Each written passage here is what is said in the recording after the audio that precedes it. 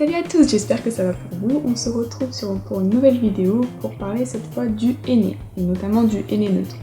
Alors le henné, qu'est-ce que c'est? C'est une poudre verte, issue d'une plante qui s'appelle Cassia obovata ou Cassia italica et qui vient d'Inde. C'est un soin capillaire non colorant, contrairement au henné naturel, qui est une poudre qui vient de la plante Lawsania incernis. Voilà, je me trompe peut-être sur la prononciation, désolée. Et cette poudre-là vient d'Égypte. Alors le henné neutre, il gaine le cheveu de la racine jusqu'aux pointes, donc c'est un soin qui agit sur le cheveu et non dedans, qui permet de ne pas modifier la structure du cheveu. Il apporte brillance, volume, souplesse, il renforce la fibre capillaire, il limite la chute des cheveux, il limite aussi la sécrétion de sébum, les pellicules, l'irritation du cuir chevelu. C'est aussi un traitement naturel anti-poux. Et je crois que je n'ai rien oublié, il me semble. Par contre, il faut éviter de le faire si vous avez des cheveux blancs, car le henné peut contenir des traces de rhubarbe, ce qui colorerait vos cheveux légèrement jaunes. Bon, moi, j'ai fait une décoloration sur mes cheveux, parce que j'ai quelques mèches blondes. Et donc j'avais quelques mèches plus blanches que les autres. J'avais fait un petit test, j'avais fait une petite pâte de henné que j'avais mis sur une petite mèche du dessous, je l'ai laissé poser. Et en rinçant, je me suis rendu compte que ça colorait pas mes cheveux, ou alors très légèrement, vraiment, c'est presque rien quoi. Du coup, je l'ai fait sur toute ma tête. Le henné neutre est un soin à faire une fois par mois, ou une fois tous les 3 mois, selon ce que vous préférez, selon l'évolution de votre cheveu, la texture qu'il a, si vous en avez besoin ou pas, etc. Est-ce qu'on peut faire le henné neutre après une coloration, une décoloration ou avant? Alors, oui on peut, si votre henné ne contient pas de sel métallique. Interagirait avec ceux d'une coloration chimique ou d'une décoloration chimique. Personnellement, je vous conseille de le faire après une décoloration ou une coloration, car si vous le faites avant, le henné va gainer la fibre capillaire et la coloration ou la décoloration devra percer entre guillemets cette gaine pour pouvoir atteindre votre cheveu, la pose va être plus longue et donc voilà, moi je vous conseille de le faire après une décoloration, c'est ce que j'ai fait d'ailleurs. J'ai fait mes mèches et j'ai fait le henné neutre quelques jours après ma décoloration. Je vous conseille également de le faire sur cheveux sales car le henné neutre est un soin assainissant, lavant, et qu'il faudra également faire un shampoing pendant le rinçage. Et le fait de faire sur cheveux sales, déjà ça vous évite de faire un shampoing avant. Et en plus, le sébum va protéger le cuir chevelu de l'effet légèrement asséchant du henné. Bon, c'est asséchant mais ça reste assez léger. Bon, faut dire que moi je fais aussi pas mal de soins. Je fais des après-shampoings et des masques après la pose. Enfin, vous allez voir ça tout de suite. Donc je vous laisse avec la vidéo de la pose, enfin de la préparation de la pose et du rinçage. Pour faire la pâte de henné, vous aurez besoin de henné neutre bien sûr. Le mien vient de chez Aromazone et je l'ai payé 2,50€ pour 250 g, d'un bol, d'une cuillère en bois, évitez les outils en métal, d'eau tiède, de cellophane ou d'une charlotte en plastique pendant la pose. Moi je rajoute de l'huile de ricin pour atténuer l'effet asséchant du henné et pour ses propriétés favorisant la pousse du cheveu, et d'un bandeau pour fixer la charlotte. J'ai pas de dose particulière pour verser le henné dans mon bol, tout dépend de la longueur, l'épaisseur et la quantité de cheveux que vous avez. Moi j'ai pas mal de masse donc je mets environ un tiers des 250 g du paquet et j'en ai largement assez.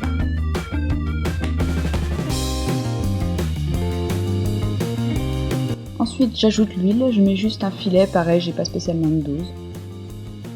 Puis j'ajoute de l'eau tiède, ni trop chaude ni trop froide, petit à petit j'adapte la quantité d'eau en fonction de la texture que prend la pâte. Puis je mélange afin d'obtenir une pâte ni trop épaisse pour faciliter l'application, ni trop liquide sinon ça va couler.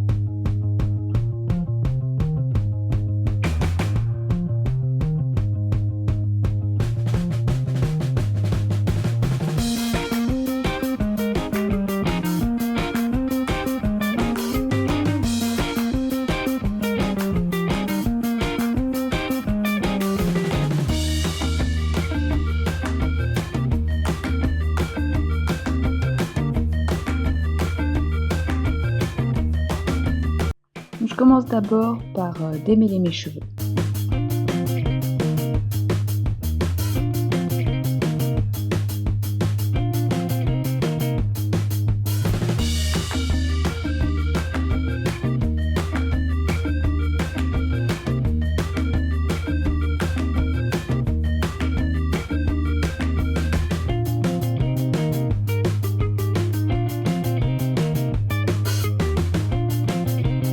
Ensuite, je fais plus ou moins des séparations dans mes cheveux. Certaines filles font des vraies séparations pour bien en appliquer partout.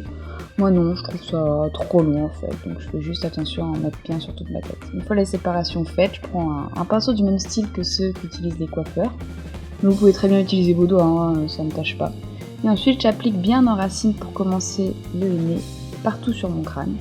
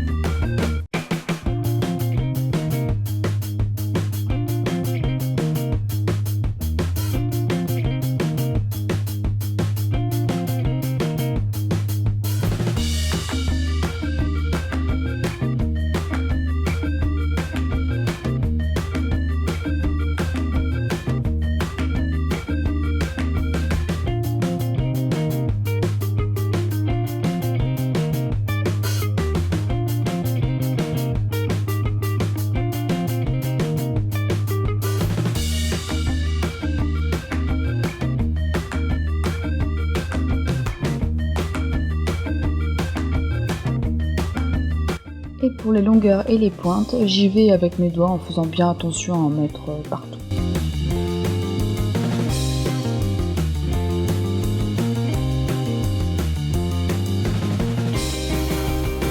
Je me fais ensuite un chignon sur le haut de la tête. J'enveloppe le tout dans ma charlotte, je mets mon bandeau, je fixe avec quelques pinces et j'attends que ça pose pendant 1 heure.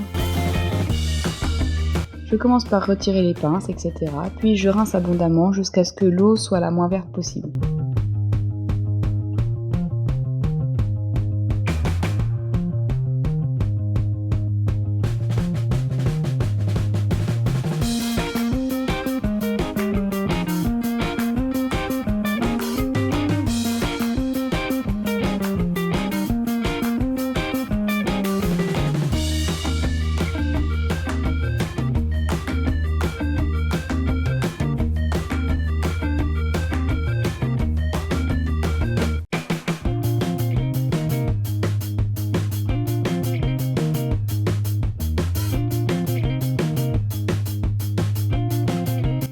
Ensuite, je fais un shampoing, puis un après-shampoing, ce qui me permettra de démêler mes cheveux et de casser l'effet asséchant du henné. Mon shampoing vient de chez Aromazone, c'est la base neutre à laquelle j'ai ajouté de l'huile essentielle d'ylang ylang.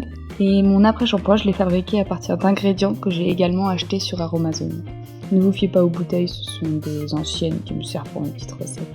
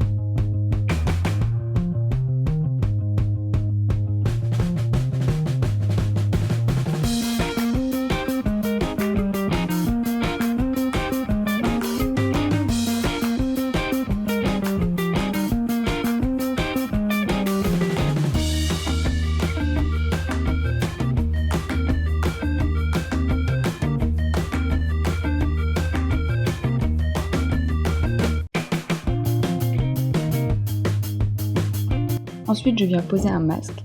D'abord, je sèche un petit peu mes cheveux avec ma serviette car sinon les écailles seront gorgées d'eau et les cheveux ne pourront donc pas efficacement profiter du soin.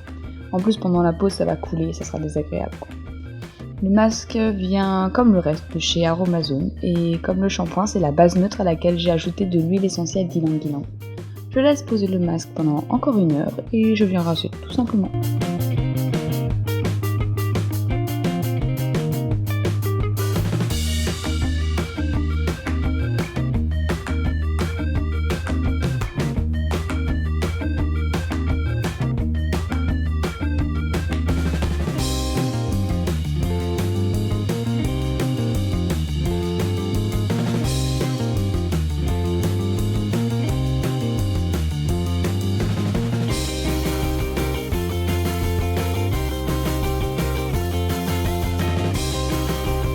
Donc voilà, j'ai rincé mon masque, j'ai laissé sécher à l'air libre, j'ai laissé quelques petites mèches dedans, voilà. Et je peux vous dire que le résultat est assez remarquable, j'ai plus de textures, ils sont plus doux, plus forts, plus tout quoi, franchement. Et je perds beaucoup moins mes cheveux, beaucoup moins. C'est la 2e fois que je fais un soin au henné. Et je remarque une diminution de ma chute de cheveux considérable. Avant, je perdais mes cheveux partout. Si je les retirais pas, je pense que j'aurais bouché le siphon de la douche. Et voilà, j'en perds maintenant quelques-uns. J'en perds toujours, hein, évidemment. De toute façon, la chute de cheveux, c'est inévitable puisque voilà, c'est comme ça, on perd des cheveux, on nous en repousse d'autres, c'est comme ça. Mais j'en perds énormément moins qu'avant. Voilà, donc cette vidéo est terminée. N'hésitez pas à me suivre sur les réseaux sociaux, je vous mettrai tout ça en barre d'infos et à me dire s'il y a des choses que vous voulez voir dans mes vidéos, je me ferai un plaisir de vous le faire. Sur ce, je vous fais des bisous et je vous dis à bientôt.